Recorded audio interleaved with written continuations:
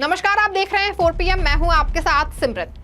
केंद्र की मोदी सरकार 3.0 के 100 दिन पूरे हो गए हैं। लड़खड़ाते और गिरते संभलते एनडीए सरकार ने तीसरे कार्यकाल में अपने 100 दिन का सफर पूरा कर लिया है। मोदी सरकार के तीसरे कार्यकाल के ये 100 दिन इसलिए भी ज्यादा महत्वपूर्ण है क्योंकि प्रधानमंत्री नरेंद्र मोदी ने लोकसभा चुनावों के दौरान ही खुद कई बार अपने 100 दिनों के कार्यकाल का प्लान बताया था।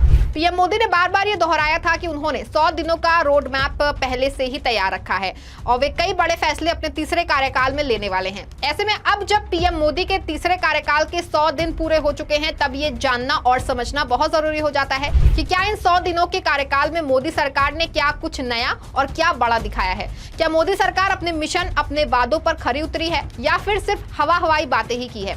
जानने वाली बात यह है कि इन 100 दिनों के कार्यकाल में एनडीए की सरकार ने जनता के लिए क्या काम किया है। अगर मोदी सरकार के तीसरे कार्यकाल को देखें तो मालूम पड़ता है कि इन 100 दिनों के कार्यकाल में सरकार से ज्यादा चर्चा तो विपक्ष की रही है।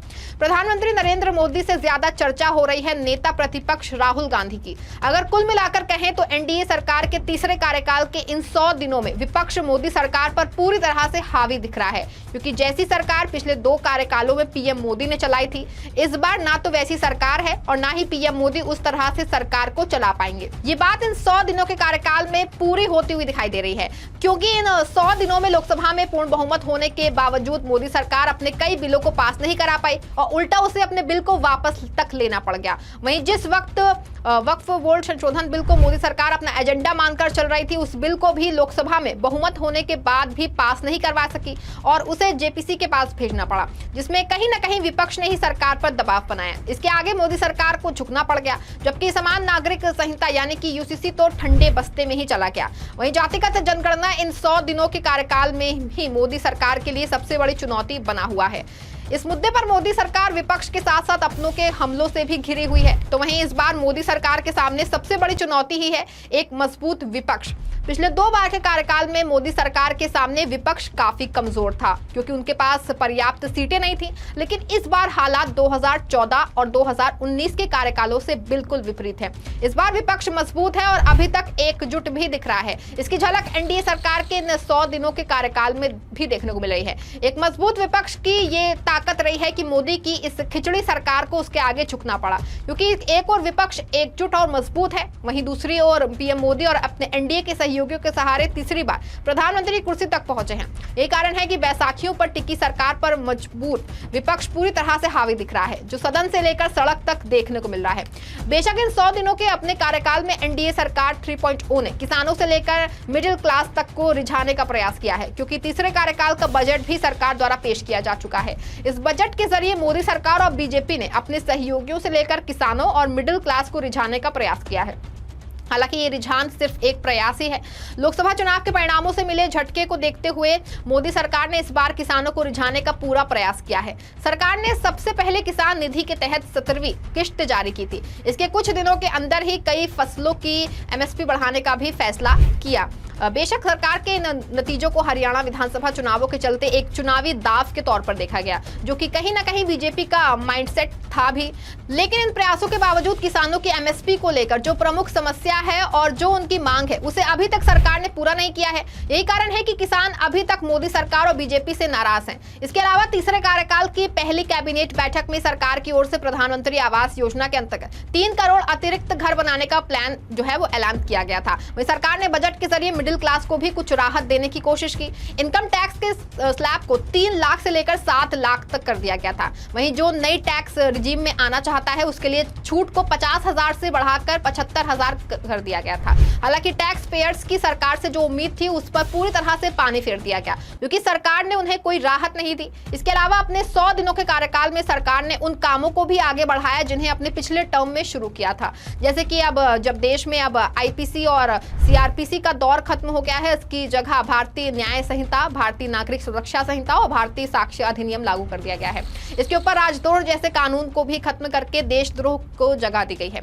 उनकी परिभाषा को भी विस्तार से बताया गया है। हालांकि इससे जनता को कोई खास लाभ नहीं मिलेगा, उल्टा उसे नई धाराओं को फिर से समझना पड़ेगा। यानी कि 100 दिनों के काम के नाम पर सरकार के पास बस उंगलियों पर गिनने वाले जो है वो कुछ काम ही है और इतना कुछ बड़ा नहीं है। लेकिन इस बार मोदी सरकार 3.0 और बीजेपी के सामने अगर सबसे बड़ी चुनौती कुछ है तो वो इस बार की गठबंधन सरकार है, क्योंकि इस बार भाजपा एनडीए के सहयोगियों की बैसाखी के सहारे सत्ता तक पहुंची है। ऐसे में इस बार पीएम मोदी उस तानाशाही से अपनी सरकार को नहीं चला पाएंगे और ना ही वैसे तानाशाह के रूप में कोई फैसला ले पाएंगे। इस बार पूरे 5 साल उन्हें अपने सहयोगियों को साथ लेकर चलना पड़ेगा और उन्हें खुश रखना पड़ेगा, जिसकी एक झलक बजट में देखने को मिली थी। वरना कब ये बैसाखियों के सहारे टिकी सरकार धड़ाम से गिर जाए, कुछ कहा नहीं जा सकता है। यही कारण है कि गठबंधन सरकार होने के नाते बीजेपी और पीएम मोदी को कोई मजबूरियों का सामना जो है वो करना ही पड़ रहा है। कई चुनौतियां पहाड़ की तरह सामने खड़ी हैं। पहली बार ऐसा देखने को मिल रहा है कि पीएम मोदी को जरूरत से ज्यादा अपने सहयोगियों की चिंता हो रही है, जैसे लगातार आंध्र प्रदेश से चंद्रबाबू नायडू से मुलाकात करना, बजट में बिहार को खास पैकेज देना। इसके अलावा अब कई ऐसे बिल हैं जिन्हें ये सरकार पारित ही नहीं करवा पा रही है। तीसरे कार्यकाल में इस सरकार को अपना एक साधारण सा बिल पारित करवाने के लिए खूब मशक्कत करनी पड़ रही है। हाल ही के दिनों में एनडीए सरकार वक्फ बोर्ड में बदलाव वाला बिल लेकर आई थी। खूब बहस हुई, पक्ष विपक्ष के तर्क हुए, लेकिन सरकार इसे पारित ही नहीं करवा पाई। इस समय इस बिल को जेपीसी के पास भेजना पड़ गया, जहां नई पहलुओं पर फिर से चर्चा की जाएगी। इसके अलावा हाल ही में लिटरल एंट्री वाले विवाद में भी सरकार को ही अपने कदम पीछे खींचने पड़ गए। जो सरकार पहले तमाम विरोध के बाद भी 3 कृषि कानूनों को लेकर कई महीनों तक अपने स्टैंड पर कायम रही। हालांकि किसानों के भारी विरोध के आगे सरकार को झुकना पड़ा और अपने बिल वापस लेने पड़े। उसी सरकार ने लेटरल एंट्री वाले विवाद पर भी कुछ ही दिनों में अपने कदम जो है पीछे खींच लिए। अब सदन में सरकार को चुनौतियों का सामना करना ही पड़ रहा है। इसके ऊपर जम्मू कश्मीर में आतंकवाद की समस्या भी फिर से सर पर उठ रही है। अगर मोदी सरकार के तीसरे कार्यकाल को देखें तो जुलाई 9 तक अकेले 5 बड़े आतंकी हमले हो रहे हैं। ये सभी वारदातें जम्मू की हैं। इनमें 10 नागरिकों की मौत हुई है और 5 जवान शहीद हुए हैं। इसके बाद अगस्त महीने में भी जम्मू की ही आतंकवाद का एपिसेंटर बना है। ऐसे में बढ़ते हमले विपक्ष को तो मौका दे ही रहे हैं, सरकार के लिए भी चिंता का सबक बनते जा रहे हैं। अब जब जम्मू कश्मीर में आज पहले चरण का मतदान हो रहा है और जम्मू कश्मीर में 2 चरणों का मतदान और होना है, तब इस चुनावी माहौल में आतंकी हमलों की चिंता सरकार की ओर भी परेशानी बढ़ा रही है। नरेंद्र मोदी के तीसरे दफे बने इस सरकार के सामने तमाम तरह की चुनौतियां खड़ी हैं। सबसे बड़ी चुनौती को खाद्यान्न संकट ही कहा जा रहा है। लोगों को लुभाने के लिए और मुफ्त रेवड़ी बांटने के चक्कर में 5 किलो फ्री राशन बांटकर सरकार ने एफसीआई के गोदाम खाली कर दिए हैं। इस समय एफसीआई के पास मात्र 29.9 मिलियन मेट्रिक टन गेहूं का स्टॉक बचा है, जबकि पिछले साल इन्हीं दिनों एफसीआई के पास 31.4 मिलियन मेट्रिक टन गेहूं था। गेहूं का घटना स्टॉक खतरे की घंटी है। ये हाल रहा तो इस जाड़े में सरकार के पास गेहूं नहीं बचेगा। हालांकि देश में गेहूं की फसल कोई कम नहीं हुई है, गेहूं की उपज खूब होती है, लेकिन जिस तरह से गेहूं खरीद का बड़ा हिस्सा फ्री में बट रहा है, उसके चलते इतना गेहूं कहां से आएगा।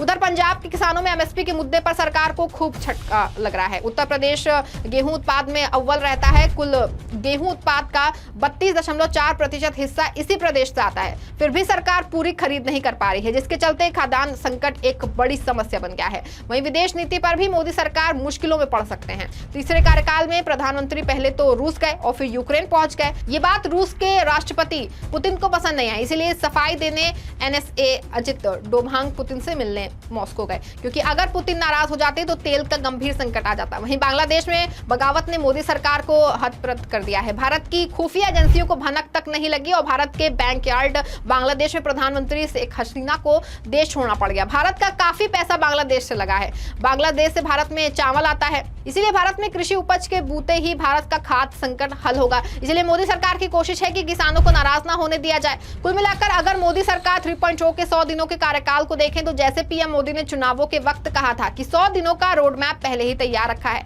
वैसा कुछ दिखाई तो दे नहीं रहा है, क्योंकि इन 100 दिनों में विपक्ष एनडीए सरकार का पूरी तरह से हावी दिख रहा है और सरकार को विपक्ष के सामने कई मुद्दों पर झुकना पड़ा है और अपने फैसले वापस लेने पड़े हैं। अब देखना होगा कि आने वाले दिनों में मोदी सरकार क्या कुछ फैसला ले पाती है और विपक्ष किस तरह से सरकार को अपने निशाने पर लेता है। ये तो आने वाले वक्त में पता चल पाएगा। इस खबर में फिलहाल बस इतना ही। ऐसी तमाम राजनीतिक खबरों के लिए बने रहें और जुड़े रहें 4 PM के साथ। धन्यवाद।